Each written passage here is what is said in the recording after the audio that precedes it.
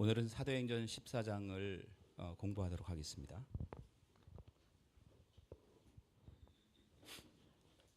우리가 지난 시간에는 사도행전 13장을 말씀을 나눴고요. 오늘은 14장인데 1절에서 7절까지는 이제 이고니온이라는 곳에서 복음을 전한 것, 그다음에 8절에서 20절까지는 루스드라. 그 영어 성경에 보면 리스트라라고 돼 있어요. 리스트라, LYSTR 이렇게 돼 있는데, 그다음에 21절부터 28절까지는 그러니까 시리아 안디옥 교회로 이제 돌아가는 여정이죠.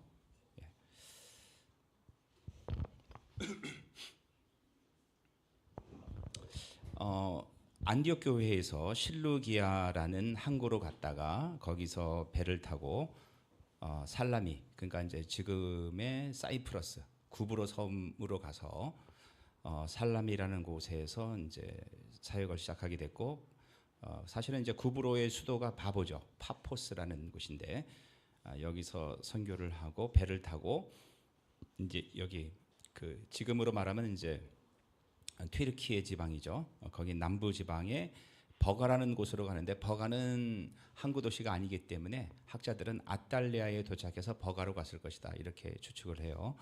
버가에서 마가 요한이 돌아가게 되고, 그 다음에 이제 바나바와 사도 바울이 안디옥, 비시디아 안디옥으로 올라가서 사역을 하게 되고, 여기서 안디옥, 이고니온, 더베는 전부 다 고산지대라고 보시면 돼요. 한 1000m 이상 되는. 그래서 안디옥에서 사역을 한 것이 아마 13장까지고, 오늘은 이제 안디옥에서 그 박해를 피해서 도망쳐 나온 곳이 이제 이고니온이에요. 이고니온 더베의 사역을 보도록 하겠습니다. 1절을 보겠습니다. 이고니온에서도 바울과 바나바가 여느 때처럼 유대 회당에 들어가 복음을 전하자 수많은 유대인과 그리스인이 믿었습니다. 헬라 사람들이 믿었다. 여느 때처럼이니까 늘 사도 바울과 바나바는 유대인의 회당에 가서 화면이 슬라이드 쇼가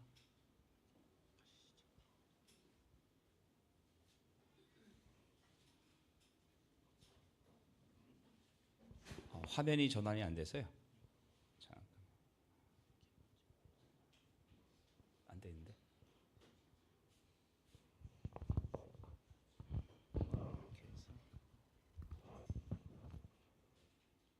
복제. 아니 확장 맞아요. 확장 맞아? 네.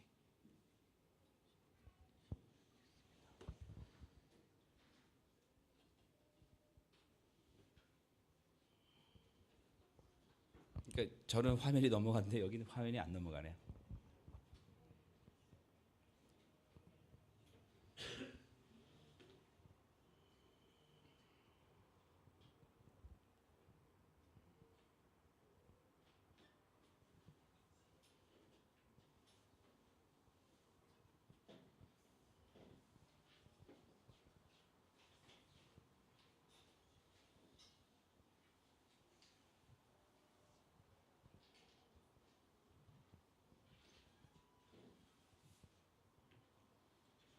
복제를 하게 되면 어떻게 해? 복제를 해봐도 될 것 같습니다. 복제. 됐어. 됐죠? 요 지도상으로 보면은 이게 몇 킬로 안 되는 것처럼 보이지만 이게 수백 킬로, 수천 킬로까지는 안 되고, 안디옥에서 그 구브로까지가 한 200킬로 뭐 이렇게 걸리니까 왔다 갔다 한 거리를 따지면 거의 1000킬로가 넘는 굉장한 거리고, 주후 1세기니까 교통이 발달하지 않았으니까 걸어서 다녔을 때 어마어마한 거리라는 거죠. 그다음에 비시디아 안디옥을 떠난 바울과 바나바는 로마 사람들이 만드는 상업도로인 세바스테 도로를 따라 남동쪽으로 150km를 여행해 이고니온에 도착했다. 성경에는 뭐 비시디아 안디옥에서 이고니온으로 갔다. 그러니까 너무 간단하니까 뭐 옆집 갔나 보다 이렇게 생각할 수 있지만은 그게 자그마치 150km를 걸어갔다는 얘기예요. 그것도 산악지방에서. 여기 이제 그 사도 바울의 선교 여행의 특징을 보면은 로마가 만든 길을 따라 여행한 것이 있어요. 그래서 모든 길은 로마로 통한다 그런 얘기가 있잖아요. 그래서 그 로마 제국이 만든 도로가 30만 킬로미터래요. 30만 킬로미터. 지구 한 바퀴가 몇 킬로지? 뭐 그렇죠? 그러면 지구를 몇 바퀴 돌 만큼 그 옛날에 어마어마한 도로를 닦아 놓은 거죠. 그 도로를 따라 다니면서 복음을 전했죠. 로마 사람들은 해발 1040m 고산지대 중앙에 있는 이고니온을 이 지역을 통치하는 중심지로 삼았다. 물이 많고 날씨가 좋아서 소아시아의 그러니까 다마스커스, 시리아의 수 다마스커스처럼 날씨가 좋고 물이 좋았다는 거죠. 불리기도 했다. 이 도시는 오늘날 코니아, 튀르키의 4대 도시래요. 그래서 저도 한번 쳐보니까 코냐라는 도시가 터키에 여행 가는 사람들이 꼭 들러야 될 도시 중에 하나래요. 그래서 코냐라는 데가 있으니까 여러분 나중에 한번 방문해 보시고 여기서 비시디아 안디옥에서 도망가서 이고니온에서 사도 바울이 전한 곳이다. 예. 바울과 바나바가 회당에서 복음을 전하자 유대인과 헬라인 중 수많은 무리가 예수님을 믿었다는 거죠. 2절 그러나 믿으려 하지 않는 유대인들은 이방인들을 부추겨서 형제들을 대적하게 했습니다. 3절 바울과 바나바는 오랫동안 이고니온에 머물면서 주님을 의지하여 담대하게 말했습니다. 주님께서 그들에게 기적과 표적을 행할 능력을 주셔서 놀라운 능력을 주셔서 그들이 주님의 말씀을 전할 때 그 은혜의 말씀이 참되다는 것을 보여주셨습니다. 여러분 그 당시에는 신약 성경이 쓰여지지 않은 당시예요. 그죠? 우리는 이제 신약 성경을 볼 때 마태, 마가, 누가, 요한 쭉 이렇게 순서대로 읽지만은 사실은 성경에 기록된 연들을 보면은 바울 서신이 먼저 기록이 되었고 그 다음에 사복음서 중에서 마가복음이 먼저 기록되었고 그 다음에 이제 복음서가 기록되었죠. 그러니까 신약 성경 그 예수님이 하신 말씀이 성경에 기록되기 전이기 때문에 대부분은 구두로 하나님의 말씀을 전할 수밖에 없었죠. 그랬을 때 사람들이 저 사람 말이 진짜인지 가짜인지 믿을 수가 없으니까 하나님께서 기사와 표적을 행할 능력을 사도들에게 제자들에게 사도 바울에게 줬다는 거죠. 4절 그러나 그 도시 사람들은 두 편으로 나뉘었습니다. 그래서 한쪽은 유대인 편을 들고 다른 쪽은 사도들 편을 들었습니다. 그러니까 바나바와 사도 바울의 편을 들었다는 거죠. 5절 이방인들과 유대인들은 자기들의 지도자들과 한패가 되어서 바울과 바나바를 핍박하며 돌로 쳐 죽이려 했습니다. 6절 바울과 바나바는 그것을 알고 루가오니아 지방의 두 도시인 루스드라와 더베와 그 근처의 마을로 피했습니다. 죽이려고 하니까 피한 거죠. 그래서 성령께서 우리를 인도하시는 방법 중에 하나가 사역자들을 인도하시는 방법 중에 하나가 고난과 핍박이라고 제가 지난 시간에 얘기했던 것 같아요. 그래서 피해서 간 도시가 루스드라와 더베라는 이제 시골 도시였죠. 루스드라는 이고니온에서 약 29km 떨어진 곳으로 디모데의 고향이다. 더베는 루스드라에서 남동쪽으로 64km 되는 곳에 있었다. 그러니까 루스드라가 디모데의 고향이죠. 아마 루스드라로 이제 도피해서 복음을 전했을 때 디모데를 만났을 가능성이 매우 크죠. 7절 그들은 그곳에서도 복음을 전했습니다. 8절 루스드라에는 태어나면서부터 걷지 못하는 사람이 앉아 있었습니다. 그는 지금까지 걸어본 적이 없는 사람이었습니다. 그 베드로와 요한이 성전에 들어갈 때 성전 미문에 앉아 있는 안전뱅이를 봤죠. 그 사람과 똑같은 사람이에요. 이 사람은 바울이 하는 말을 잘 들었습니다. 바울이 설교하는 것을 너무 집중해서 듣는 거예요. 바울이 그 사람을 똑바로 쳐다보니까 그에게 고침을 받을 만한 믿음이 있다는 것을 알 수 있었습니다. 그러니까 쉽게 말하면 마음이 열린 사람이었다는 거죠. 그래서 바울은 당신 발로 똑바로 일어나 서시오 하고 큰 소리로 말했습니다. 마치 베드로와 요한이 나는 금과 은이 없지만은 나사렛 예수의 이름으로 일어나 걸어라. 똑같은 얘기죠. 그랬을 때 고침을 받았던 것처럼 이 사람도 일어나서 벌떡 일어나 걷기 시작했습니다. 이 사람이 걸었을 때 누가 봤을까요? 루스드라에 있는 수많은 사람들이 그걸 봤단 말이에요. 무리가 바울이 한 일을 보자 루가오니아 말로 신들이 사람의 모습을 하고 우리에게 내려왔다라고 소리 질렀습니다. 그러니까 그 당시 문화적 배경은 뭐냐면은 헬라예요. 그리스. 그러니까 그리스에 우리가 이제 그리스 신화 알잖아요. 제우스도 있고 여러 신들이 있는데 그 신들을 섬겼던 사람들이 그러니까 루스드라 사람이란 말이에요. 근데 이런 놀라운 기적이 일어나는 걸 보니까 이 사람들이 진짜 신이 인간의 모습으로 내려왔다라고 이제 말을 하는 거죠. 그리고 사람들은 바나바를 제우스라고 불렀고 말하는 일을 주로 하는 바울을 헤르메스라고 불렀습니다. 아마 그 사도 바울보다는 바나바가 조금 더 잘 생겼던 것 같아요. 그리고 설교는 바울이 잘했던 것 같아요. 그러니까 헤르메스가 전령 같은 역할을 했으니까.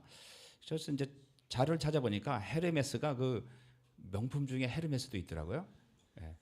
그 철자가 다른 줄 알았더니 똑같더라고. 그리스 신화에서 제우스는 신들의 왕이었고 헤르메스는 이 사람이 헤르메스예요. 헤르메스는 신들의 대변인이었다. 해석학이죠. 해석학이라는 학문이 있는데 헐메뉴틱스라는 용어가 헤르메스의 이름에서 왔다. 투구와 발에, 그러니까 머리와 발에 날개가 달렸는데 신들의 소식을 빠르게 전하는 대변인이기 때문이다. 13절 도시 외곽에 제우스 신전이 있었습니다. 그 신전을 섬기는 제우스의 제사장이 소 몇 마리와 꽃을 성문으로 가져와서 군중들과 함께 바울과 바나바에게 제사를 드리려고 했습니다. 그러니까 제우스 신전이 있었고 거기서 그 제사장이 있었는데 한 번도 제우스를 본 적이 없잖아요. 근데 놀라운 기적이 일어나니까 진짜 사람들이 제우스가 왔다고 하니까 드디어 해서 이제 재물을 가지고 바울과 바나바를 만나러 오는 거죠. 바나바와 바울은 이 소식을 듣고는 자기들의 옷을 찢으며, 그러니까 유대인들이 옷을 찢는 경우에는 거의 대부분은 여호와 하나님의 이름을 망령되이 일컫거나 신성 모독을 했을 때 옷을 찢었다는 거죠. 군중 속으로 뛰어가면서 소리쳤습니다. 여러분 어찌하여 이런 행동을 하십니까? 왜 나를 신으로 모시려고 하느냐? 우리도 여러분과 똑같은 사람에 지나지 않습니다. 우리가 이곳에 온 것은 여러분에게 복음을 전하여 여러분이 이 헛된 일들에서 돌이켜 우상을 섬기는 것에서 돌이켜 살아계신 하나님께로 돌아오게 하려는 것입니다. 하나님께서는 하늘과 땅과 바다와 그 안에 있는 모든 것을 지으신 분입니다. 비시디아 안디옥에서 13장에서 사도 바울이 길게 설교를 했죠. 설교를 했을 때 무엇을 인용했습니까? 구약 성경을 인용했잖아요. 근데 지금 이 설교를 보니까 구약 성경에 관한 내용이 거의 없죠. 16절 지나간 세대에는, 여기서 지나간 세대라는 것은 예수님의 십자가 부활 전의 세대, 그러니까 구약 시대, 하나님께서는 모든 민족에게 자기 방식대로 살게 내버려 두셨습니다. 그러니까 우상을 섬기도록 방치했다는 얘기예요. 근데 물론 이 방치했다는 말의 의미를 조금 더 잘 살펴볼 필요는 있어요. 17절 하지만 하나님께서는 그때도 자신이 어떤 분인지 알리지 않으신 것이 아닙니다. 하나님께서는 하늘에서 비를 내려주시고 때를 따라 열매를 맺게 하시는 등 여러분에게 선한 일을 행하셨습니다. 그래서 이걸 신학적인 용어로 일반 은총이라고 그래요. 그러니까 일반 은총이 있고 특별 은총이 있는데 모든 예수 안 믿는 사람들에게도 내려주는 하나님의 은총을 일반 은총이라 하는 거죠. 근데 그 일반 은총 가운데 하나님이 자기가 살아서 역사한다는 것을 보여줬다는 거예요. 하나님께서는 먹을 것을 풍성히 주시고 여러분의 마음에 기쁨을 가득 채워 주셨습니다. 예수 안 믿는다고 벌을 내리고 추수도 못하게 하고 그러지 않는다는 거죠. 다 똑같이 이런 복을 줬다. 18절 바울과 바나바는 이 말로 무리를 겨우 말려서 자기들에게 제사를 드리지 못하게 했습니다. 19절 그때 안디옥과 이고니온에서 유대인들이 와서 그러니까 안디옥, 비시디아 안디옥, 이고니온에 있는 사람들이 유대인들이 그 루스드라까지 쫓아와 갖고 사람들을 부추겨서 바울을 향해 돌을 던지게 했습니다. 그들은 바울이 죽은 줄 알고 도시 밖으로 끌어냈습니다. 되게 이상하지 않아요? 얼마 전까지는 하늘에서 신이 내려왔다고 막 섬기던 사람들이 갑자기 또 돌을 던져서 죽인다는 거죠. 그래서 이게 그럼 왜 돌을 던져서 죽였을까? 예수님 십자가에 못 박힌 것도 마찬가지예요. 사람들은 다 자기가 생각하는 천국이 있고 자기가 생각하는 국가가 있고 자기가 생각하는 신앙이 있어요. 그 신앙과 달았을 때 이렇게 배반을 한다는 거죠. 그래서 신앙생활할 때 가장 위험한 건 뭐냐면은 자기의 어떤 고정관념을 가지고 하나님의 말씀을 믿었을 때, 신앙생활을 했을 때 하나님을 배격하게 되는 그런 일들을 생길 가능성이 크다는 거죠. 루스드라에 있는 유대인의 집단으로 거주하지 않았다.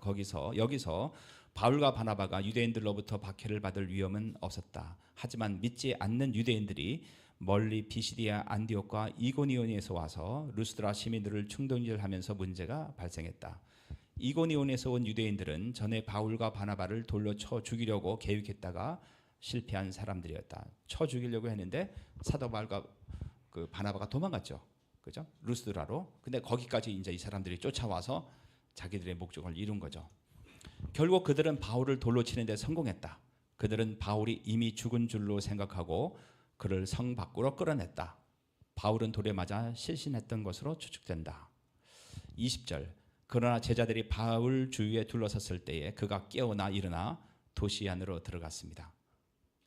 나 같으면 도망갔을 텐데 다시 또 그 도시 안으로 들어가요. 이튿날 바울과 바나바는 그 도시를 떠나 더베라는 이제 시골로 갔죠. 제자들이 둘러섰을 때 바울은 일어나 성 안으로 들어갔다. 죽은 자가 부활하듯 바울이 일어나 다시 도시로 들어가는 모습은 복음 전파를 위해 생명을 아끼지 않는 그의 각오를 잘 보여준다. 그는 아픈 몸을 이끌고 96km를 걸어서 더베로 갔다. 이 지역이 거의 산악 지역이라고 제가 얘기했죠. 그 지역을 96km를 걸어갔다는 거죠. 사도행전 20장 24절에 보면은 사도 바울이 그런 말씀을 하죠. 나의 달려갈 길과 주 예수께 받은 사명 곧 하나님의 은혜의 복음 증거하는 일을 마치려 하면은 나의 생명을 조금도 귀한 것으로 여기지 아니하노라. 이런 고백이 나오기 전에는 이런 고난이 있었다는 거죠. 21절 바울과 바나바가 더베에서 복음을 전하자 많은 사람이 제자가 되었습니다. 바울과 바나바는 다시 루스드라와 이고니온과 안디옥으로 돌아갔습니다. 그래서 비시디아 안디옥, 그 다음에 루스드라, 비시디아 안디옥, 이고니온, 루스드라, 그 다음에 더베까지 갔죠. 이게 이제 동쪽으로 가는 거예요. 그 비시디아 안디옥에서 동쪽으로 쭉 가면 어디가 나오냐면은 사실은 바나바와 바울을 파송한 안디옥이 나와요. 그러니까 우리가 제가 여행 계획을 짰으면 당연히 그쪽으로 갔을 거야. 거기서 조금만 가면은 그 시리아 안디옥이기 때문에. 근데 다시 돌아갔다는 이거죠. 왜 돌아갔을까? 이 지도를 한번 잘 보세요. 빨간 것은 이제 전도하러 가는 여정이죠. 갔다가 제일 마지막에 더베까지 갔어요.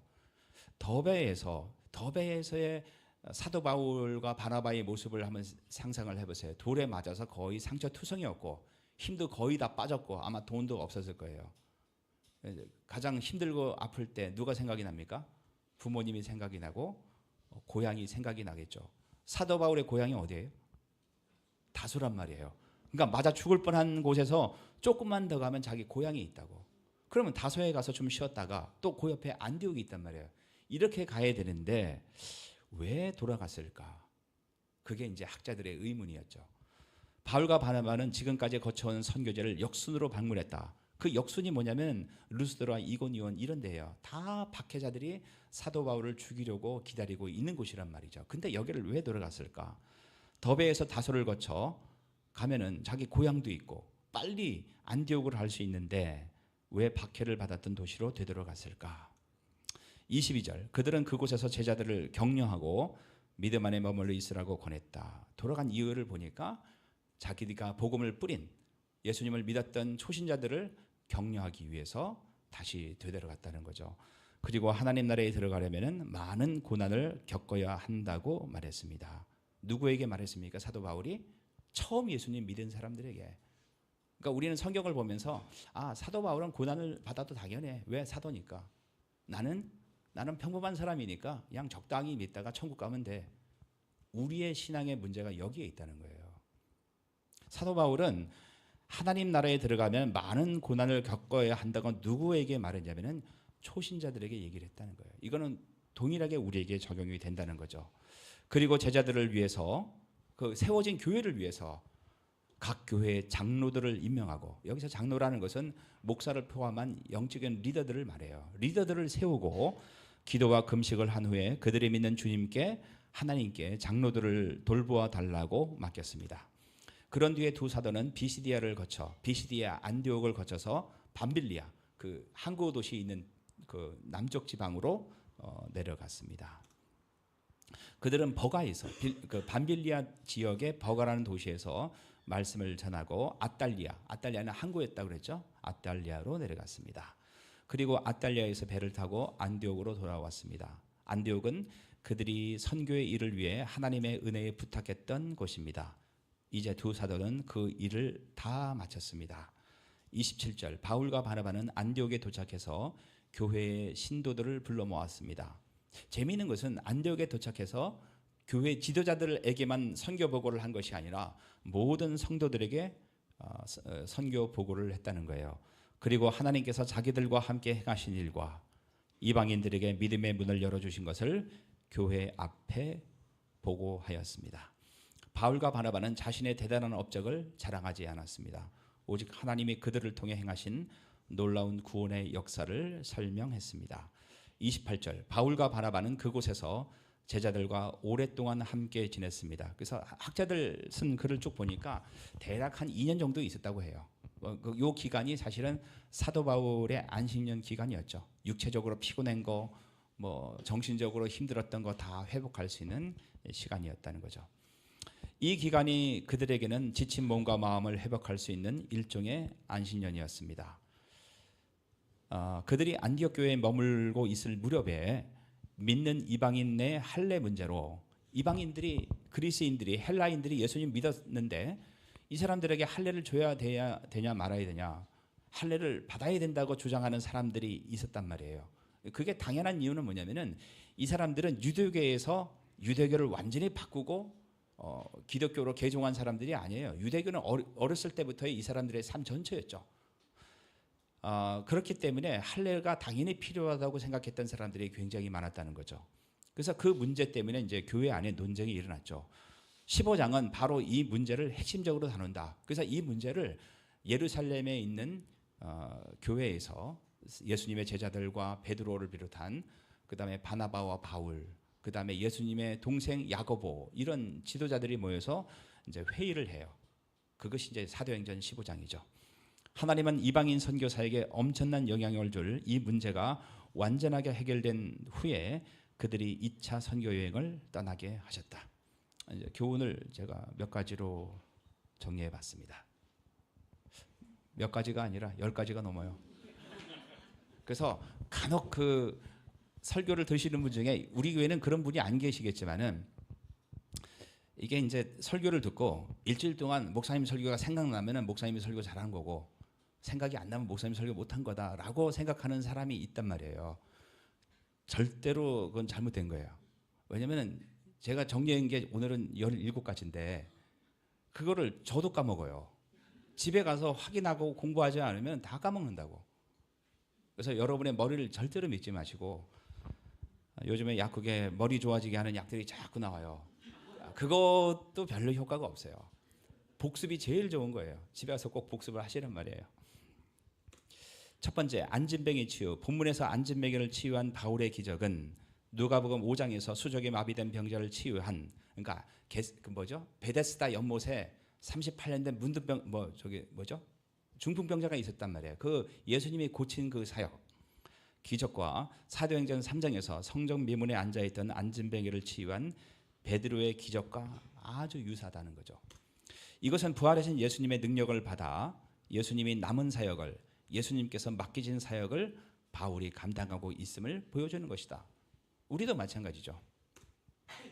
태어나서 지금까지 걸어본 적이 없는 그는 바울이 전한 복음에서 희망을 보았다. 맨날 몇십 년 동안 누워있던 사람이 앉아있던 사람이 사도 바울의 메시지를 들으면서 이건 뭔가 다르다. 저 메시지가 분명히 나를 변화시킬 것 같다는 생각이 들었다는 거죠. 그러니까 아무래도 사도 바울이 복음을 전했을 때 저도 이렇게 설교할 때 보면 눈을 보면은 남다른 사람들이 보여요. 사도 바울도 아마 그런 걸 느꼈던 것 같아요. 바울은 그의 듣는 태도가 남다르다는 것을 알았다. 일어서라는 바울의 명령에 그는 순종했고 마침내 일어서서 걸었다. 안진뱅이에게 바울의 말은 정보가 아니었다는 거죠. 하나의 지식을 전달하는 정보가 아니라 듣고 배우고 참고할 만한 자료가 아니라 그에게 바울의 말은 능력이었다는 거죠. 그 설교를 들으면서 그 설교의 핵심인 예수 그리스도가 나를 이렇게 세우고 내 인생을 변화시킬 거라는 확신이 들었다는 거죠.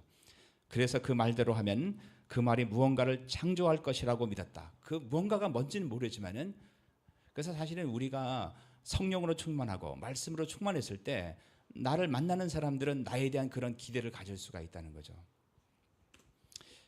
두 번째, 루스드라 사람들이 보인 이상 반응. 갑자기 그 바나바를 제우스라고 그러고 사도 바울을 그 헤르메스라고 불렀단 말이에요. 왜 이렇게 엄청난 반응을 보였는가? 병을 고쳤을 때 루스드라 사람들이 보인 이상한 반응은 그들 지역에 전해지던 전설 때문이었다. 어떤 전설이 있었다는 거죠. 전설에 따르면 제우스와 헤르메스가 변장하고 사람으로 변장하고 루스드라를 방문하여 사람들에게 음식과 거처를 부탁했다. 잠잘 곳과 밥 좀 달라. 이렇게 이제 아마 왼쪽이 아마 제우스 같고 오른쪽이 이제 헤르메스 같아요. 그렇게 했을 때 그때 빌르몬과 바시우스라는 노 부부가 있었는데 이 사람만이 그들에게 음식과 거처를 제공했고 대부분의 나머지 사람들은 그들을 외면했다는 거죠. 제우스 신과 헤르메스를. 그러자 신들이 홍수로 모든 사람을 죽게 화가 나고 홍수로 심판을 한 거죠. 빌레몬과 바시우스만이 살아남았다. 그들의 초라한 집은 성전으로 바뀌었고 두 사람은 거기서 남녀 제사장으로 섬기게 되었다. 이제 이런 전설이 내려왔기 때문에 루스드라 사람들은 이제 신 같은 사람이 나오면은 극진히 대접하고 경배하는 마음의 준비를 하고 있었다는 거죠. 조상들의 실수를 반복하지 않으려고 루스드라 주민들은 바나바를 제우스로 바울을 헤르메스로 믿었던 것이다. 그다음에 세 번째, 박해보다 더 무서운 것은 사람을 높이는 것이다. 그러니까 이제 박해, 외부에 뭐 공산주의라든지 뭐 이슬람이라든지 여러 박해가 있을 수가 있죠. 근데 그 박해보다 더 위험한 것은 선교지에서 사실은 선교사를 높이는 거예요. 성경에서 말하는 죄의 핵심은 교만이다. 자신을 높이는 것처럼 위험한 것은 없다. 주의 일을 하면서 우리는 얼마든지 이러한 시험에 빠질 수 있고 빠지게 할 수 있다. 내가 하나님의 일을 하면서 내가 영광을 받으려 하고 내 이름을 높이려 한단 말이에요. 그러니까 인간이기 때문에 누가 나를 칭찬해주고 대접해주면 다 좋아한다고. 그리고 또 남이 나를 안 알아주면 되게 속상해요. 선교사 입장에서도. 근데 그것이 엄청난 죄라는 거라는 거예요. 빠지게 할 수 있다. 그러니까 성도들이 목회자나 선교사를 너무 우상시하고 우리랑 다른 사람이야 이렇게 하는 것도 그 사람을 멸망에 빠지게 하는 죄를 범할 수 있다는 거죠. 교회 안에서 선교 속에 우상 숭배가 있을 수 있다. 이것은 박해보다 더 위험한 사탄의 전략이야. 그래서 우리 교회 목사님이 최고다. 우리 선교사님이 최고다. 이런 말을 함부로 하는 게 아니라는 거죠. 그 사람을 실족하게 만들 수도 있고 그 말을 한 여러분들이 하나님보다 사람을 더 앞세움으로 하나님께 큰 죄를 범할 수도 있다는 거예요. 참다운 복음이 선포되면 인간 숭배가 종식된다. 그래서 사도 바울이 한 얘기가 뭐예요? 나는 여러분과 똑같은 성정을 가진 사람이다 그랬지 내가 너희들보다 낫다. 니네들 천국 가려면 나를 통해서 가야 된다. 이렇게 얘기한 적이 한 번도 없다는 거예요. 그래서 교회에서 주로 이제 기름 부음 받은 사람이라는 말을 쓰는데 우리가 목사 안수 받을 때 이렇게 안수해서 받잖아요. 근데 신약 시대에 와서 누가 기름 부음 받은 자고 누가 사명자인가? 예수 그리스도를 믿는 모든 사람이라는 거예요. 옛날에는 교회에서 요 강대상 세워놓고 여기 아무나 올라오지도 못했어요. 그 강대상 위에서 기타를 치는 것은 있을 수가 없는 얘기죠. 여기는 특별한 곳이었다고. 목사는 특별한 사람이었다는 거죠. 그것이 교회를 타락하게 만든 굉장히 큰 사탄의 전략이었다는 거예요. 여러분 목사나 여러분들이나 다 똑같은 사람이라는 거예요. 다만 하는 일이 약간 다를 뿐이에요. 돈과 권력과 지도자를 숭배하지 않고 하나님만 예배하는 사람들이 된다. 무엇이? 참다운 복음이 선포가 된다면. 그래서 제가 사실은 제가 끝나고 안수기도 축복 기도도 하지만은 안 해도 여러분 시험에 빠지면 안 돼요. 그거 다 할 수 있는 거예요, 사실은. 하나님이 목사를 통해서만 우리에게 복을 주신다. 이건 비성경적인 얘기예요. 그것이 참된 복음이고 그것이 십자가 정신이다. 십자가를 전하면서 우리가 십자가 전하잖아요. 복음의 핵심이 십자가잖아요. 십자가를 전하면서 자신을 부인하지 않는다면은 자기를 높아지려고 하고 남들이 나를 알아주지 않으면은 기분 나빠하고 실망하고 좌절하고 그러면 그것은 그 자체가 십자가에 대한 모독이라는 거죠. 자, 네 번째, 누가 참 지도자인가? 자신이 성도들과 다른 사람이라고 생각하는 사람. 나는 뭔가 특별한 사람이다. 자신이 사람이라는 사실, 먼지에 불과하다는 존재라는 사실을 잊어버리고 지내는 사람. 그들은 참 지도자가 아니라는 거예요. 그래서 여러분들이 저나 다른 리더를 위해서 기도할 때 이 부분을 절대로 잊으면 안 돼요. 아무리 대단한 성취를 이루어냈다 하더라도 교만한 자들은 진짜가 아니다. 우리가 놀라운 성취를 이뤄낼 수 있죠. 그것은 그 목사가 뛰어나서 된 게 아니라 하나님의 은혜란 얘기예요. 근데 마치 자기가 잘해서 된 것처럼 얘기했을 때 그거는 아무리 놀라운 업적을 이뤘다 할지라도 그것은 가짜, 거짓 선지가 될 가능성이 어마어마하게 높다는 거예요.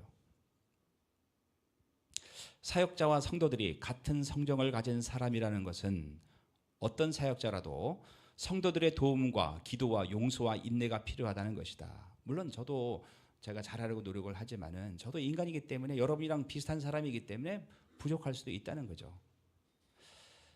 은사와 역할만 다를 뿐 모두 같은 형제와 자매다. 다섯 번째, 지나간 세대.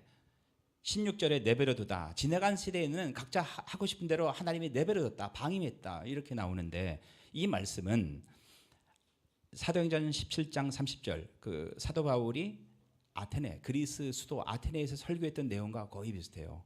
알지 못하던 시대에는 하나님이 간과하셨거니와 라는 말씀과 같은 뜻이다.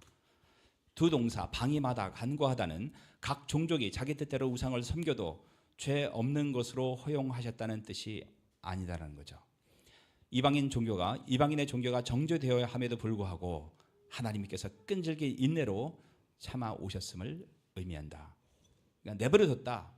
그냥 니들 하고 싶은 대로 해라. 그게 아니라 하나님께서 참아 오셨다는 거예요. 근데 이제 예수님의 복음이 선포된 이후에는 하나님께서 참지 않는다는 얘기죠. 지나간 세대, 이 시대는 예수 그리스도와 십자가와 부활 사건 이전의 구약 시대를 가리킨다. 예수님께서 십자가 부활 사건 이전에 제자들에게 모든 민족에게 복음을 전파하라고 말씀하시지 않은 것은 예수님께서 십자가 부활 전에는 모든 민족에게 복음을 전하라 이런 말을 하지 않았다는 거죠. 방임하신 시대가 지나가지 않았기 때문이다. 부활하신 예수님이 모든 민족에게 가서 복음을 전파하라고 명령하신 것은 십자가와 부활 사건으로 인해 옛 시대가 끝나고 모든 열방이 하나님께 돌아와야 하는 새 시대가 도래했기 때문이다. 그래서 이제 각자 자기가 믿고 싶은 대로 섬겼던 사람들은 하나님의 엄청난 형벌을 받는다는 거죠. 오순절 성령 강림 사건은 오직 예수님을 믿음으로 구원받는 새 시대의 도래를 온 세상에 공표한 것이었다. 드디어 이제 예수님을 믿고 구원받는 시대가 열렸다. 하나님께서는 그 사건을 통해 이제 각 나라가 우상에서 떠나 예수님을 통해 살아계신 하나님께 돌아와야 한다고 선포하신 것이다. 그러면 루스드레스의 설교 15, 17절에 기록된 바울의 짤막한 설교는 자 13장에서는 설교가 굉장히 길었어요. 그죠? 베드로의 설교, 그 다음에 스데반의 설교, 그 다음에 바울의 설교, 이 세 가지가 굉장히 긴 설교였죠. 구약의 역사를 다 설명하면서 참된 복음이 무엇인가를 이제 설명한 거죠. BCD의 안디옥에서 그가 유대인들에게 행한 긴 설교와 대조를 이룬다. 바울과 바나바는 구약 성경을 잘 아는 유대인과 경건한 이방인에게 말씀을 증거할 때는 구약 성경을 많이 인용했다. 구약 성경을 아니까. 근데 구약 성경을 많이 알아서도 메시아가 누군지 몰랐다는 거죠. 그래서 구약 성경을 쭉 설명하면서 너네가 기다렸던 메시아가 바로 십자가에 못 박아 죽은 예수님이다라고 이제 설명을 한 거죠. 그러나 여기서는 성경을 전혀 인용하지 않았다는 거예요. 왜? 구약 성경을 모르니까. 이건 굉장히 중요한 얘기예요. 전혀 성경에 대해서 하나님에서 들어보지 않는 지역에 가서 갑자기 요한복음 3장 16절 읽으면은 이게 도대체 무슨 소리인가 한단 말이에요. 바울은 성경에 익숙하지 않은 이곳 이방인에게는 성경을 인용하지 않고 하나님의 일반 계시들을 들어 설교했다. 저는 저긴 뭐죠? 이슬람 쪽에 우리 선교사님도 오셨지만은 잘 모른단 말이에요. 근데 이슬람의 그 꾸란을 보면은 성경과 겹치는 내용이 분명히 있을 거예요.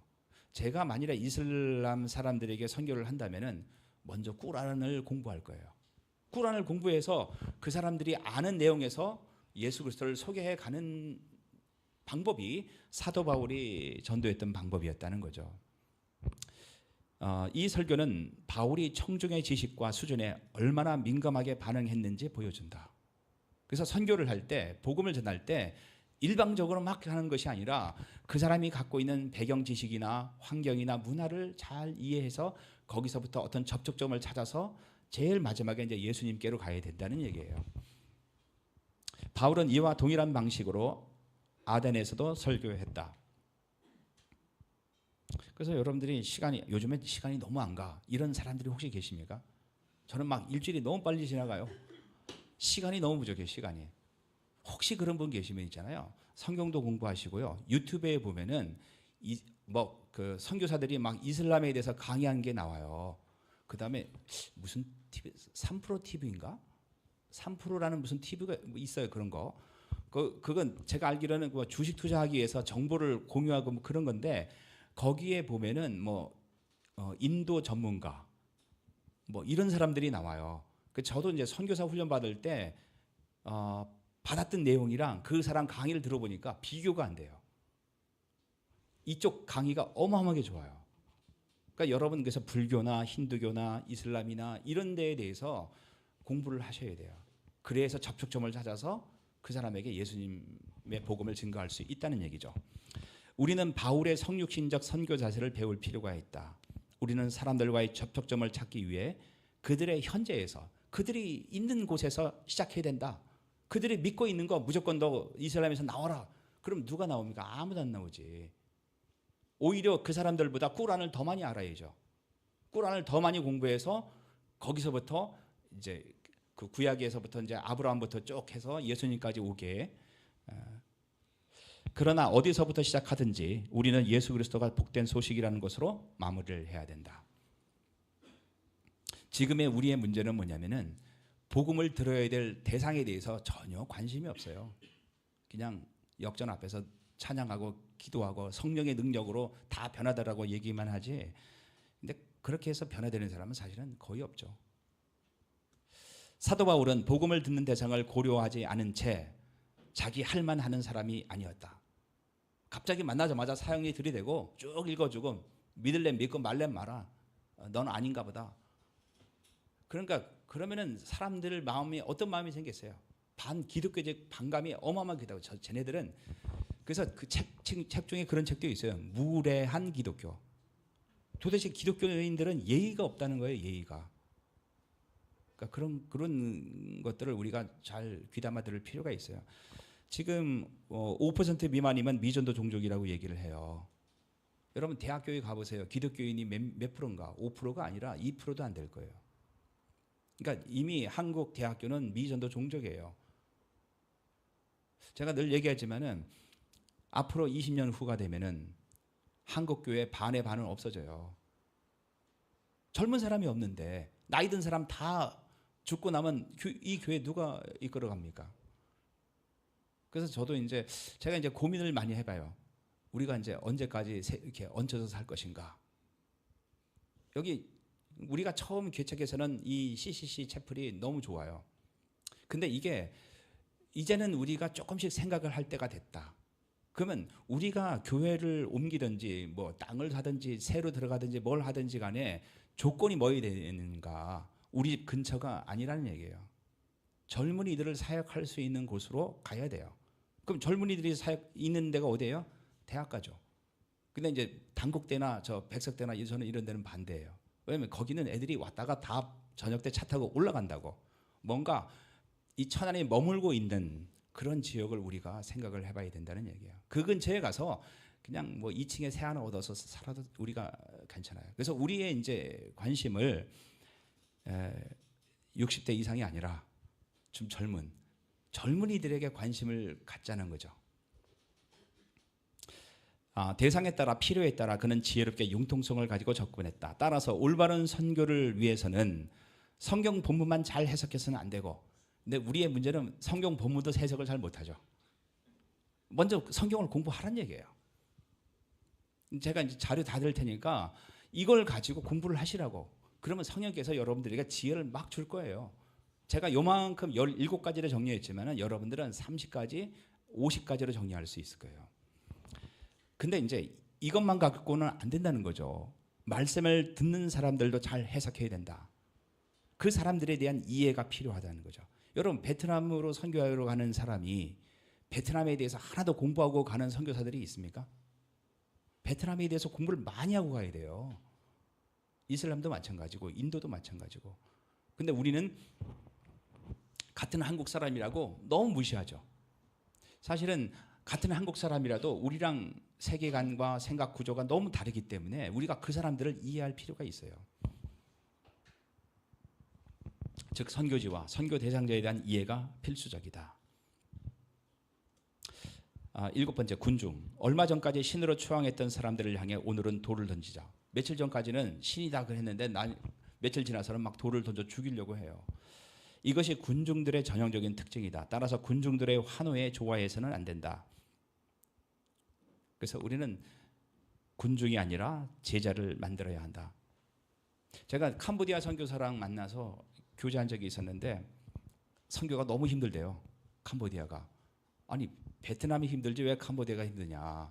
베트남은 한 명의 제자를 낳기 위해서 몇 년이 걸리는데, 근데 캄보디아 가보면 막 교회마다 사람들이 차고 넘쳐요. 500명 막 이래요. 근데 대부분은 그 쌀을 얻으려고 오는 사람들이 많대요. 그래서 이제 교회를 이제 맡기고 선교사가 은퇴해서 나가려고 보니까 맡길 만한 제자가 없는 거예요. 그 사람들은 저쪽 절에서 쌀 더 준다 그러면 다 갈 사람들이에요. 이제 그런 면에서는 제가 얘기를 들어보고 베트남이 더 쉽구나. 저는 그렇게 알았죠. 제자를 만들어야 된다는 얘기예요. 그러니까 우리가 먼저 제자가 되어야 되고 그 다음에 제자를 만들어야죠. 그 다음에 8번째, 계획에 없던 일들. 갈라디아 주는 셋으로 나누어지는데 잘 보시면은 시프러스가 있고 여기 시프러스 위에 이제 보라색으로 된 것이 길리기아라는 거예요. 성경에서 말하는 길리기아. 그 위가 갑바도기아, 그죠? 터키 가면 뭐 풍선 하늘에 있는 풍선 여행하는 데 있잖아요. 거기가 갑바도기아. 그 다음에 그 왼쪽에 보면 이제 갈라디아, 그죠? 우리가 이제 그 갈라디아서의 배경인 갈라디아. 그 밑에가 밤빌리아. 그 다음에 왼쪽에 보면 아시아 있죠. 요 아시아. 요 아시아의 유명한 지역이 이제 에베소죠. 근데 이제 그 갈라디아는 루가오니아, 부르기아, 비시디아 이렇게 셋으로 나눈대요. 대체로 바울은 한 지역의 거점이 될 만한 큰 도시를 중심으로 사역했는데 루가오니아의 루스드라는 조용한 벽지로 불릴 만큼 한적한 곳이었다. 그러니까 사도 바울은 뭔가 중심지에서 사역을 했는데 루스드라는 원래 이제 계획에 있던 도시가 아니었다는 거죠. 대부분 교육을 받지 못했고 문맹률이 높았다. 그럼에도 바울과 바나바는 선교지로 왜 그곳을 선택했을까? 그 왜 루스드라를 갔냐면은 루스드라는 사도 바울이 전략적으로 선택한 곳은 아니었을 것이다. 왜? 교통의 중심지, 문화의 교육의 중심지 이게 아니었으니까. 이고니온에서 탈출하여 피하려고 임시로 선택한 피난처였을 것으로 학자들은 생각한다는 거죠. 일단 살고 봐야 되니까 도망가다 보니까 이제 루스드라로 갔다는 거예요.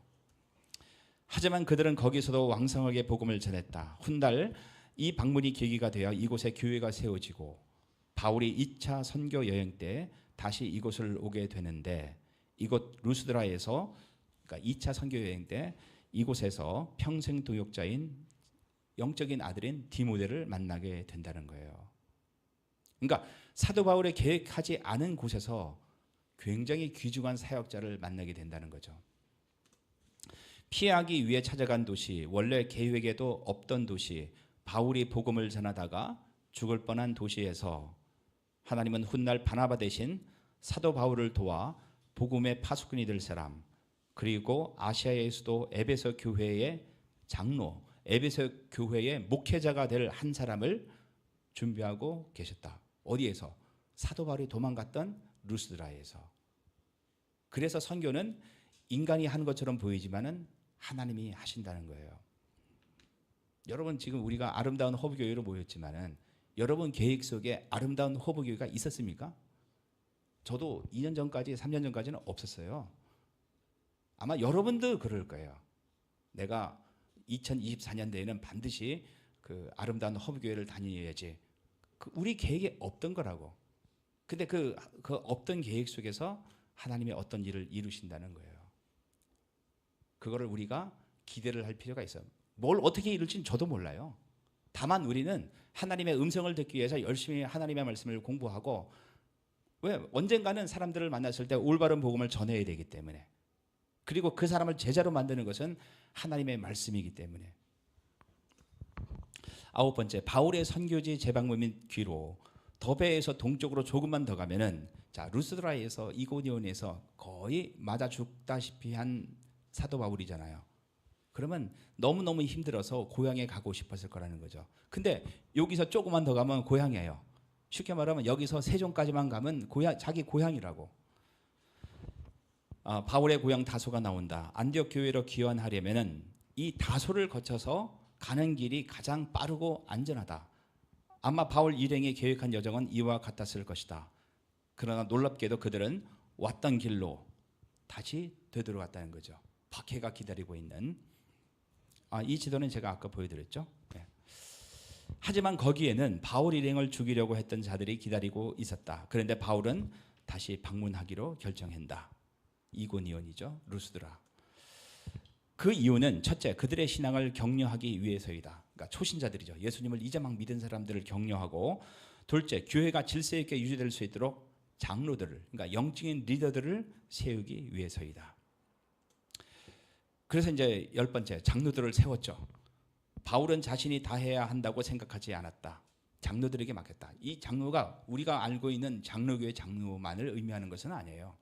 그러니까 교회의 지도자다, 이렇게 이해하시면 돼요. 그러니까 사실은 목사도 장로 중에 한 사람이죠.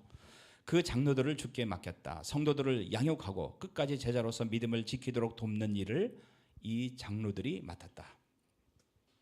신약에서는 고정된 직분 서열이 규정되어 있지 않지만 목회적 감독이, 여기서 말하는 감독도 그냥 목사나 그냥 교회 지도자다, 이렇게 보면 돼요. 교회 필수 불가결한 것으로 간주되었다. 그래서 교회에는 목사가 있어야 돼요.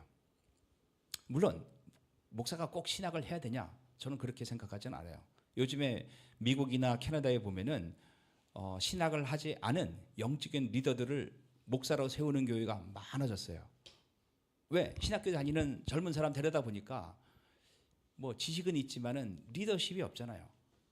근데 교회에서 수십 년간 영적인 리더 역할을 했던 사람은 신학교만 안 나왔을 뿐이지 설교도 잘하고 사람들도 잘 돌보고.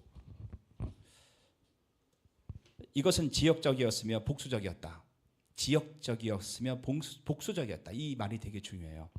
즉 외부에서 유입된 것이 아니라, 외부에서 목사를 초청하는 것이 아니라 회중 내에서 선택되었고, 이게 우리가 앞으로 우리 교회를 이끌어 나갈 때 굉장히 중요하게 생각할 부분이에요. 어느 교회 어떤 목사님이 설교를 잘한다고 해서 우리가 그분을 초빙해서 담임 목회자를 세우고, 저는 그거 반대예요. 성경적으로 봐도 그런 거는 올바른 게 아니죠. 우리 교회 안에서 제가 봤을 때는 목회자가 되실 분들이 많아요. 조금만 더 공부하면. 조금만 더 공부하면 여러분들이 웬만한 신학교 안 나와도 충분히 설교할 수 있고 영적인 리더십을 발휘할 수가 있단 말이에요. 일단은 그래서 우리가 특별한 경우가 아니라면은 외부에서 사역자를 초청하는 것은 우리 교회가 지향하자. 좀 부족하더라도 우리 안에서 리더를 세우자. 그 다음에 두 번째, 한 교회 한 목사가 아닌 점에서 복수적이었다. 그러니까 목사가 한 명이 아니었다는 거죠. 영적인 리더가 한 명이 아니라 여러 명이었다는 얘기예요. 안디옥 교회 같은 경우에는 5명이 있었죠. 저는 이제 우리 교회가 이렇게 돼야 된다고 보고, 그래서 제가 막 숙제도 내주고 뭐 발표도 시키고 다 그런 거예요. 그 중에서 영적인 리더십이 있고, 물론 조건이 나와요. 장로의 자격에 대해서. 거기에 된 사람들을 우리가 교회가 다 같이 임명을 하고, 그분들께 교회를 맡기는 것들이 필요하다. 바울은 후에 글을 쓰면서 그들의 자격에 대해 규정했다. 그러니까 장로의 자격에 대해서 규정을 했다. 이 자격들은 대부분 도덕적 정직성에 대한 것이다. 일단은 영적인 리더가 되려면 도덕적으로 깨끗해야 된다는 얘기예요. 또한 성경을 가르치는 은사 역시 매우 중요했다. 두 번째가 있다면 하나님의 말씀을 잘 가르쳐야죠. 이 두 가지만 되면은 리더가 되기에 부족함이 없다는 거예요. 그래서 장로의 역할 및 자격, 여기서 말하는 장로는 장로교의 장로가 아니라 교회 목사, 리더라고 생각하면 돼요. 교회를 치리하고 양들을 감독하고 목양하고 양들을 잘 돌보고 하나님의 진리를 백성들에게 가르치는 역할을 했다는 거죠. 그래서 자격을 보면은 디모데전서 3장에 보면 나오는데 감독은 사람들의 손가락질을 받아서는 안 됩니다. 어떻게 저럴 수가 있어? 이런 걸 받으면 안 된다. 한 아내의 남편이 되고, 그러니까 자기 부인 말고 또 다른 여자친구가 있으면 안 된다는 얘기예요. 그다음에 절제할 줄 알고 지혜로우며 사람들로부터 존경을 받고 남을 잘 대접하며. 그래서 일단은 뭐 그렇게 평가할 수는 없지만은 23년도에 몇 명에게 식당에 데리고 가서 밥을 사줬냐. 그런 것도 중요한 리더를 뽑는 조건 중에 하나라는 거죠. 잘 가르쳐야 합니다. 그래서 이제 3월 달부터 이제 여러분들이 나와서 하나씩 발표할 텐데 발표를 잘 하시는 분들, 잘 가르치시는 분들, 그런 분들은 우리가 이제 나중에 교회 리더로, 장로로 임명을 해야 된다는 얘기예요. 술을 많이 마시지 않으며, 다행스러운 거는 술을 많이라는 글자가 있다는 거죠. 예. 술을 절대로 먹으면 아니라 많이 마시지 않으며, 축구 보면서 맥주 한잔 할 수 있는 거죠. 그거를 정죄할 필요는 없다는 거예요. 여러분 많이만 안 마시면 돼요. 싸움을 좋아하지 않고 신사답고 평온하게 행하며 돈을 사랑하지 말아야 합니다. 그러니까 돈을 사랑하지 않는 사람의 특징은 돈이 생겼을 때 다른 사람 많이 사주죠. 또한 자녀들이 아버지를 존경하고 신뢰할 수 있도록 자기 가정을 잘 다스려야 합니다. 자녀들로부터 존경을 받고 있는가? 우리 아버지를 자녀들이 잘 따르고 있는가? 이 부분도 되게 중요한 부분이란 얘기예요. 한 가정을 제대로 이끌지 못하는 사람이 어떻게 하나님의 교회를 잘 이끌 수 있겠습니까? 믿은 지 얼마 안 되는 사람을 감독으로 내세우지 마십시오. 너무 교만해져서 마귀가 그랬던 것처럼 벌을 받게 될지도 모릅니다. 다행히 우리 교회는 예수 믿은 지 얼마 안 되는 사람은 없어요. 7절 또한 감독은 교회 밖의 사람들에게서도 존경을 받아야 됩니다. 밖에 회사, 직장, 그다음에 사회 이런 데서도 다 존경을 받을 수 있어야 된다. 그래야 남에게 비판받지 않고 마귀의 꾀임에도 빠지지 않을 수 있습니다. 장로는 일단 목사는 목수였고 그다음에 선출 방법은 이랬다. 그래서 목사란 무엇인가라는 책이 있어요. 그래서 이거를 제가 아마 이승현 선교사님이 발표할 거죠. 이 책을 이승현 선교사님이 선택을 했어요. 그래서 나중에 그 발표할 때 잘 들어서 우리 교회에 필요한 리더가 어떤 사람이 되어야 되는가를 우리가 한번 생각을 해보고 또 그분이 어떤 일을 해야 되는가 교회에서. 목수가 없는 교회는 없어요. 다 있어야 돼요. 그 다음에 13번째 고난. 바울과 바나바는 제자들에게 두 가지 중요한 권고를 남겼다. 첫째, 믿음에 계속해서 머물러 있어야 된다. 믿음에서 떠나고, 그죠? 그게 아니라 믿음을 끝까지 지켜야 된다. 둘째, 하나님 나라에 들어가면 많은 환난을 겪어야 된다. 사도 바울만 환난을 겪는 게 아니라 예수 그리스도를 믿는 모든 사람들이 환난을 겪어야 된다. 우리는 이제 사형리로 전도할 때 이런 문제를 범하죠. 그러니까 예수 믿으면 좋은 것만 쭉 얘기를 해요. 그러니까 사형리에서 그 두 가지 그림이 있죠. 왼쪽은 내가 주인, 오른쪽은 예수님 주인. 그래서 당신은 어떤 게 마음에 듭니까? 그러니까 왼쪽을 찍었어요. 나는 내 뜻대로 살고 싶다. 그랬을 때 그 다음 장으로 넘어가서 네가 만일 예수님을 영접하고 하면은 이런 좋은 점이 있다. 저 좋은 점을 설명을 해줘요. 예수님이 너와 함께 하신다. 늘 평안에 있을 것이다. 죽으면 천국 간다. 좋은 얘기 쭉 하죠.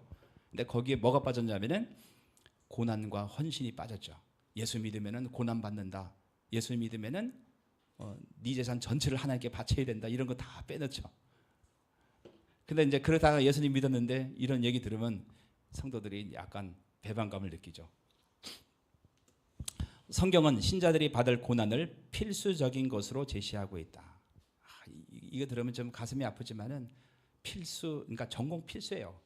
이거 전공 필수 통과하지 못하면 졸업을 못 하잖아요. 제자들의 고난은 하나님 나라를 들어가는 과정에서 반드시 통과해야 할 관문이라는 거예요. 물론 내가 사업을 잘못해서 망한 거 그걸 고난이라고 얘기할 수는 없죠. 여기서 말하는 고난은 예수님 때문에 복음을 전하면서 겪는 고난, 하나님 나라를 위해서 헌신했을 때 따라오는 고난을 얘기해요. 이 고난의 관문을 통과하는 것은 하나님의 뜻에 의해 지정되었다는 거예요. 이걸 피해갈 생각을 하지 말라는 거죠. 22절에 사용된 day라는 단어는 그러니까 영어로 말하면 must, have to 뭐 그런 걸 거예요. 헬라어로 절대적인 필요성을 의미하는 보조동사이다. 우리 영어로 말하면 조동사 있잖아요. must 뭐뭐 해야만 한다. 이 단어는 예수님의 고난의 절대적인 필요성을 강조할 때도 사용됐다. 여러분 예수님이 이 세상 오셔서 십자가 앉으면 안 되잖아요. 반드시 십자가를 져야 된다고. 그때 이 단어가 사용된 것처럼 예수 믿는 사람들에게 동일하게 고난이라는 것이 사용되었다는 얘기예요. 믿음과 고난은 모두 하나님이 자기 백성에게 주시는 구원의 귀한 선물이다. 여러분 혹시 복음 때문에 고난을 받는다면은 그건 귀한 선물을 받았다. 근데 나는 한 번도 고난을 받은 적이 없다면은 나는 귀한 선물을 받은 것은 아니라는 거죠. 빌립보서 1장 하나님께서는 여러분에게 그리스도를 믿는 특권뿐만 아니라 예수 그리스도를 믿는 특권이에요. 특별한 권리. 그리스도를 위해 고난 받는 특권도 주셨습니다. 선교사들이 다 어렵죠. 다 어렵죠. 그래서 저도 어려움을 당할 때 이거 후회한 적도 있었어요. 솔직하게 얘기하면은. 근데 생각해 보니까 그것이 특권이었고 선물이었는데 왜 그걸 누리지 못했을까? 이 두 가지 모두 하나님께는 영광이 되는 것입니다. 십자가의 삶은 바울과 바나바 같은 사역자들에게만 해당되는 것이 아니다.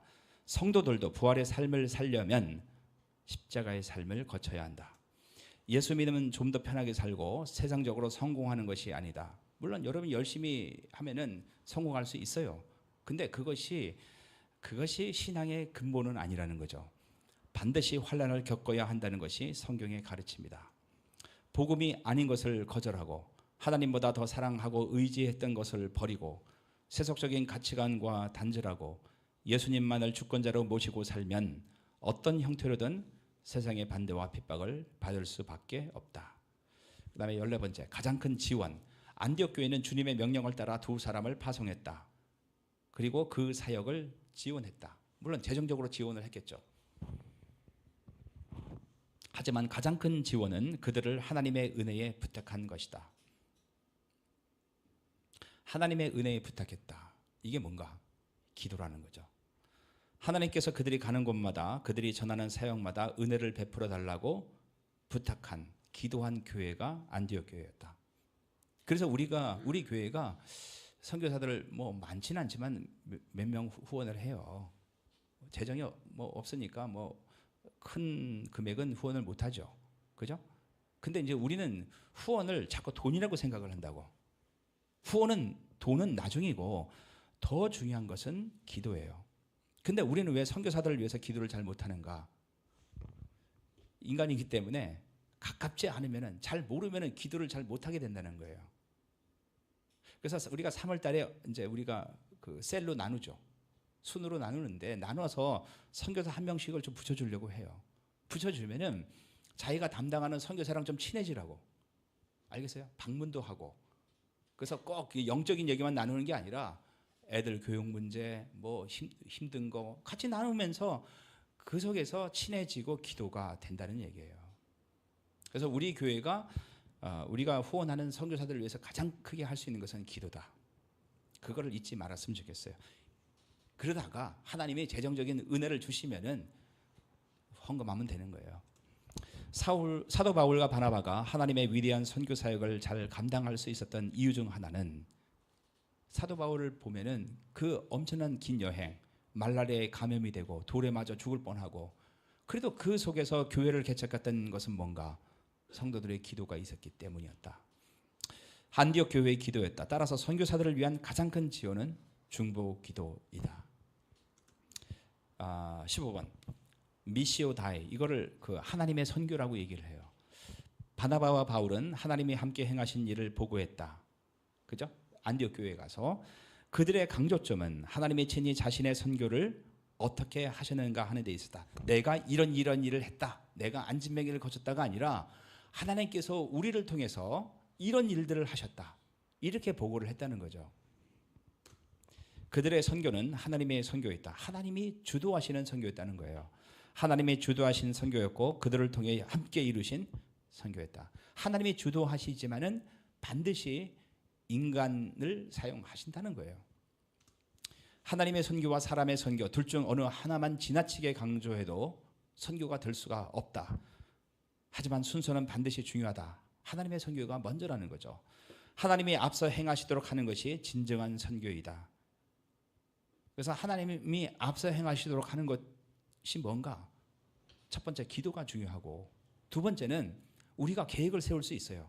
근데 계획을 막 일사천리로 진행하는 것이 아니라 조금 여유를 가지고 천천히 때가 되었을 때 제가 이제 여러 번 만나서 설교를 하면서 느꼈던 것은 제가 아마 초반에는 우리 땅 사지 맙시다. 건물 짓지 맙시다. 우리 이사 가지 맙시다. 주로 내용이 그런 거였었어요.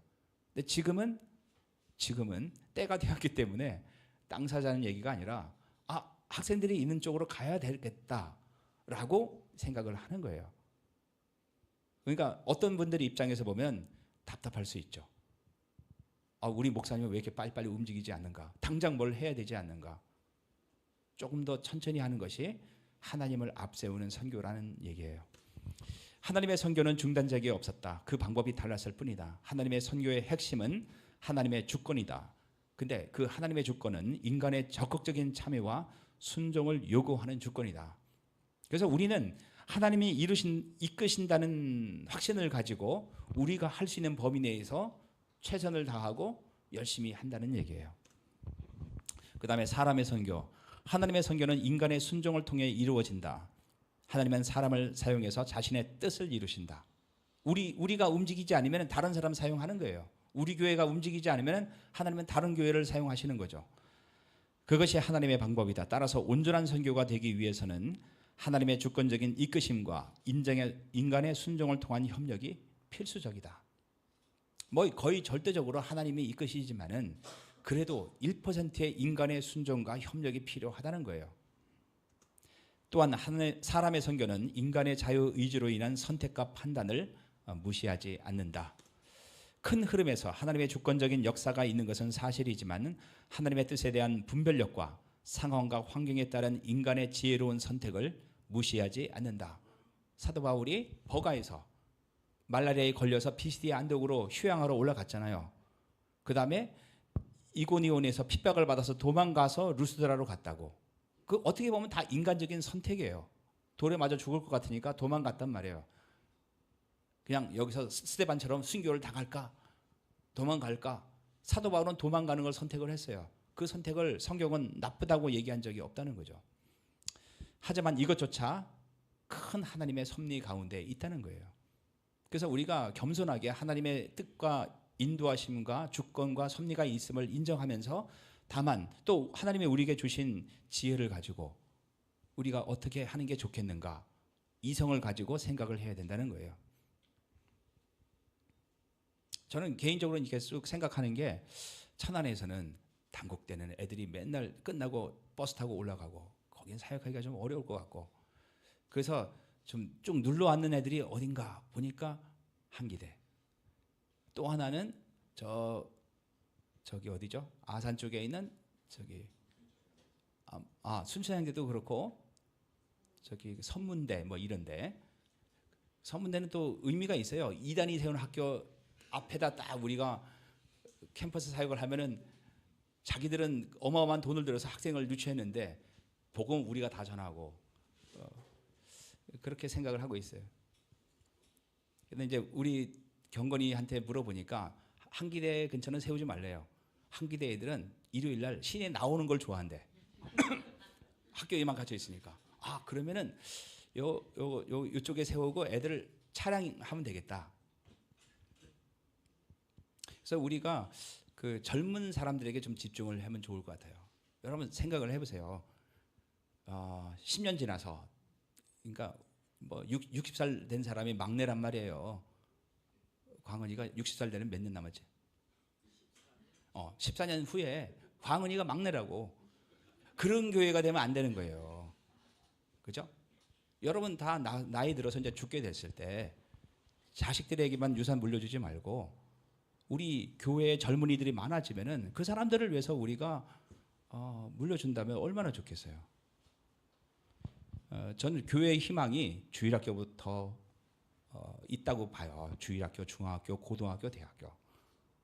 그래서 감사하게도 우리 이승현 선교사가 우리 참 차비밖에 안 주는데도 저기 중고등부, 대학부까지 맡으려고 하고 있고, 그리고 엊그제 이제 우리 약국이 찾아왔는데 이번 학기부터는 DFC 전임 간사로 또 사역을 한대요. 잘 됐죠. 어차피 사역할 거 전도한 애들 다 우리 교회 데리고 오라고. 우리가 먹여주고 재워주고 뭐 에브랜드도 보내주고 다 할 테니까.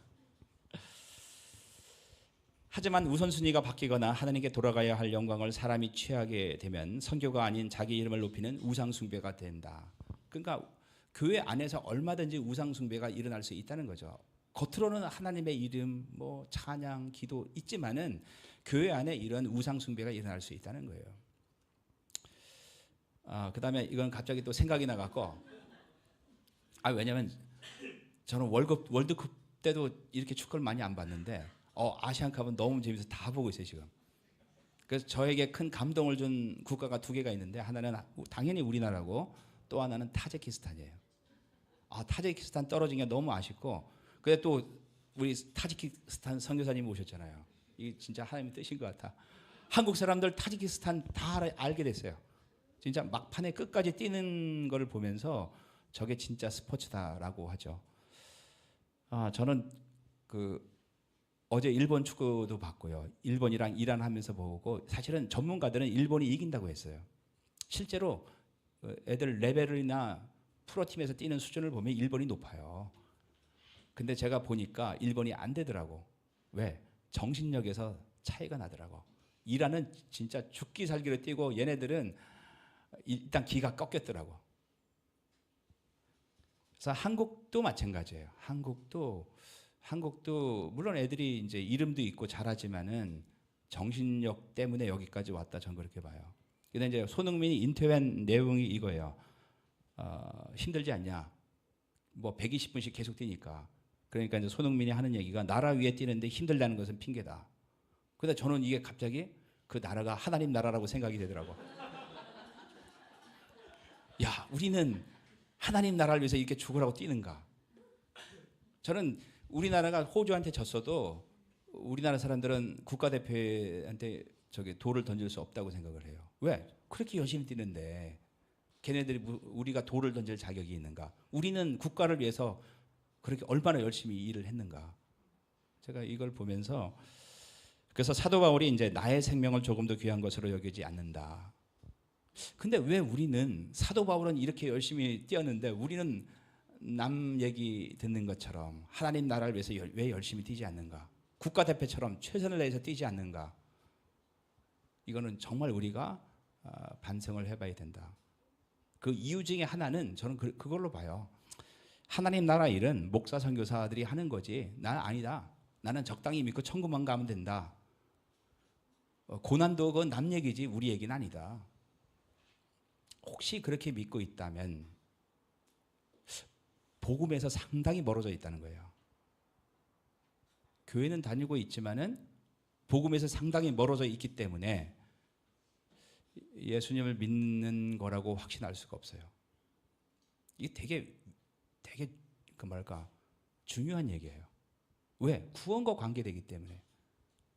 그래서 저도 대학교 때 선교단체에서 뭐 학생들을 가르치고 했지만은 저는 과거에 제가 학생들을 가르쳤던 거에 대해서 후회할 부분이 많이 있어요. 성경에서 말하는 복음을 정확하게 잘 못 전했다. 그래서 여러분들이 신앙생활 이런 말 함부로 하지 마세요. 그냥 종교 생활이에요. 주일날 돼서 교회 가고 설교 듣고 은혜 받고 집에 돌아오고 다시 원상복귀. 인간은 다 연약한 사람이니까. 그러다가 죽을 때 십자가 묘 앞에 십자가 그려놓고 그러면 적당히 천국 갈 것이다. 만일에 그렇다면은 사도 바울이 전한 얘기랑 너무 다르지 않아요? 예수님이 선포한 얘기랑 너무 다르지 않아요? 그 뭐 다른 교회 뭐 다른 목사님 다 그렇게 얘기하는데 뭐 예수님이 고난 받고 우리 고난 안 받기 위해서 예수님이 고난 받았는데 모든 죄를 사해 줬는데 그거는 아닌 것 같아요. 그래서 여러분이 여러분의 영적인 미래를 어떤 지도자에게 맡기는 것은 굉장히 위험해요. 그래서 여러분이 마음의 문을 열고 성령이 조명하심에 따라서 성경을 보란 말이에요. 성경을 봐서 마태복음에서 뭐라고 말을 하고 있고 사도행전에서 뭐라고 말을 하고 있는가를 보란 얘기예요.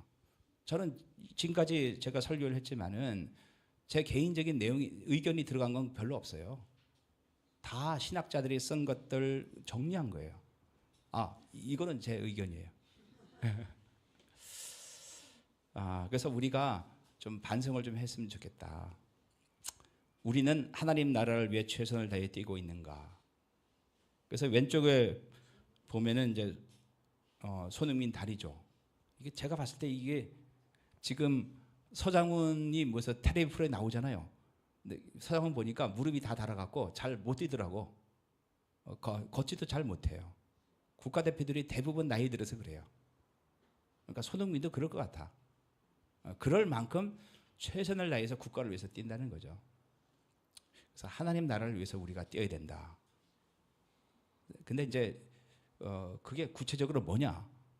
당연히 우리 교회를 통해서 하나님이 기뻐하시는 일을 하는 거죠. 선교를 하는 거죠. 근데 힘을 비축해 두세요. 하나님이 그 일을 할 때를 열어 주실 거라고 저는 믿어요. 그 동안 돈 버는 사람 열심히 돈 버시고, 그죠? 성경 공부 열심히 해서 준비를 하시란 말이에요. 적용. 첫 번째, 하나님께 모든 영광을 돌리고 우리는 잊혀지는 존재가 되자. 사람을 우상시하지 말자. 그죠? 그래서 제가 양복을 싫어하는 게 아니라 일부러 이렇게 입고 나오는 이유가 남들이 봤을 때 도대체 이 교회는 목사가 누구야 할 정도로 제가 이렇게 입고 나니까 여러분 편하게 입고 오잖아요. 제가 넥타이 메고 오면 또 집에서 화장하고 뭐하고 난리가 난다고. 그렇죠? 그리고 너무 로만 칼라나 이런 거 하면은 저 사람은 뭔가 우리랑 뭔가 다른 사람 같고, 그럼 이제 본의 아니게 이렇게 계층이 생겨요. 저 사람은 높은 사람이고 하나님과 가까이 있는 사람이고, 그죠? 뭐 회사를 오픈하면 반드시 목사가 와서 축복 기도를 해야지 하나님이 축복을 주시고, 이런 것들은 굉장히 위험한 사상들이란 얘기죠. 사역자도 성도 중 하나이며 똑같은 인간이다. 그걸 아시고 그다음에 올바른 선교를 위해서는 성경뿐 아니라 복음을 듣는 사람에 대한 이해가 필수적이며 그들의 눈높이에서 복음을 전할 수 있는 융통성이 필요하다. 그래서 타 종교에 대한 공부가 필요하다. 또 공부하다가 불교에 빠지지 마시고, 그래서 이제 대개 이제 목사님들이나 이렇게 좀 학자들이 얘기하는 강의들을 잘 보시면 좋을 것 같아요. 그래서 이제 만일에 이제 우리가 그 순을 나눈다면은 셀을 나누면 만일에 이제 이쪽 팀이 인도에 있는 선교사님 이재천 선교사님 팀이다. 그러면 힌두교에 대해서 공부를 하란 말이에요. 아예 전문가가 되게. 군중은 자신들의 이익에 따라 수시로 변한다. 우리는 군중이 아닌 제자를 만들어야 한다. 군중의 환호에 좋아할 필요는 없다. 하나님의 뜻은 인간의 계획을 초월한다. 계획과 전략이 필요하지만 그 계획 안에만 갇혀 있지 말자. 디모데를 만난 것은 사도 바울의 계획 가운데 없었다는 거죠. 근데 디모데가 나중에 엄청난 하나님의 일을 하죠. 계획에 없던 일들 가운데 하나님께서 준비하신 만남의 축복을 기대하자. 그래서 우리는 미래를 모르기 때문에 되게 기대가 커요. 저는 잘 모르지만은 그 주식하는 사람들이 그런 얘기를 하더라고. 지금 상태를 보는 게 아니라 미래를 보고 투자를 한대요. 주식 투자를 한다는 이거죠. 그죠? 그런 면에 보면은 우리 교회는 미래가 하나님이 어떻게 인도할지 모르니까 세상적으로 보면 주식 투자할 가치가 있는 교회죠. 사도 바울은 자신보다 회심자들, 교회, 하나님 나라를 우선순위에 두었다. 조금만 가면 고향인데 다시 거꾸로 제자들을 양육하기 위해서 돌아갔다는 거죠. 복음뿐만 아니라 믿음에 굳게 서게 하는 양육 또한 중요하다. 교회 안에는 성도들에게 말씀을 가르치고 양육하고 인도할 복수의 리더십이 필요하다. 그래서 지금은 그냥 명목상은 제가 이제 목사로 되어 있지만은, 그래서 주부는 그래도 형제예요. 되어 있지만은 저는 여러분들 중에 목사들이 나와야 된다고 생각을 해요. 그래서 나중에 또 옆에 교회가 왜 신학도 안 하는 사람이 목사냐 그런 얘기 나올까봐 온라인으로 할 수 있는 신학교 좋은 데도 다 있어요. 그러니까 걱정하지 마시고 하여튼 제가 숙제 내주는 것만 잘 하시면 좋을 것 같아요. 그 다음에 리더십의 자격은 성숙된 인격과 말씀을 바르게 가르칠 수 있는 은사이다. 사역자와 성도의 삶에서 필수적인 것은 복음 때문에 받는 고난이다. 이 고난은 주님이 주시는 귀한 선물이며 축복이다. 그래서 우리가 너무 안일하게 살기 때문에 고난이 없는 게 아닌가. 그래서 조금 더 적극적으로 우리가 하나님 나라 사역을 해야 되지 않나 이런 생각이 들고요. 교회가 선교사에게 줄 수 있는 가장 큰 지원은 기도다. 그래서 어떤 어디죠? 몽골 선교사가 어떤 병에 걸렸는데, 이게 이제 병원에 가니까 무슨 특별히 뭐가 안 나와요. 근데 병에 걸려서 시름시름 앓고, 근데 이제 단기팀이 이제 한국 뭐 여자들 보는 잡지, 아줌마들 보는 잡지 있잖아요. 그런 거. 그 다음에 뭐 모찌 뭐 이런 거 떡을 가져가서 선교사 사모님이 그거 먹고 났대요. 그러니까 선교사도 인간이기 때문에 인간적으로 친구가 필요하고 내 어려움을 이야기할 수 있는 사람이 필요한 거예요. 근데 우리는 사도 바울 같은 사람이라고 자꾸 생각해서 자꾸 헌신만 요구하고 그런 것만 하죠. 똑같은 인간이에요. 선교의 주체는 하나님이시다. 하지만 인간의 참여와 순종과 헌신을 통해 하나님은 일하신다. 따라서 선교는 하나님과 인간의 동역이다. 마지막 손흥민처럼, 사도 바울처럼 최선을 다하자. 네, 기도하겠습니다. 하나님 아버지 감사를 드립니다. 사도 바울이 어렵고 힘든 가운데서도 먼저 하나님의 나라와 의를 구하고 자기 생명을 조금도 아까운 것으로 여기지 않고 헌신했던 모습을 봅니다. 수많은 고난 가운데서도 기쁨으로 그것을 선물로 여겼던 것을 바라봅니다. 자기의 육신의 안위를 생각하지 않고 먼저 하나님 나라와 그의 의를 구하고 이제 복음으로 새신자가 된 자들을 양육하기 위해서 박해와 핍박이 기다리고 있는 도시로 돌아갔던 것들을 바라봅니다. 그것에 비해서 우리는 너무나 안일하게 생활하고 있지 않은가? 고난 없이 하나님에 대한 헌신 없이 살고 있지 않은가?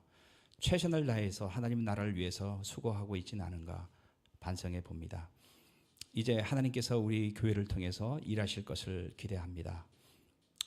우리가 잘 준비할 수 있도록 도와주시고 때가 되었을 때 사도 바울처럼 우리의 모든 것들을 헌신할 수 있는, 최선을 다할 수 있는 저희 아름다운 허브교회가 될 수 있도록 도와주시옵소서. 예수님의 이름으로 기도했습니다. 아멘.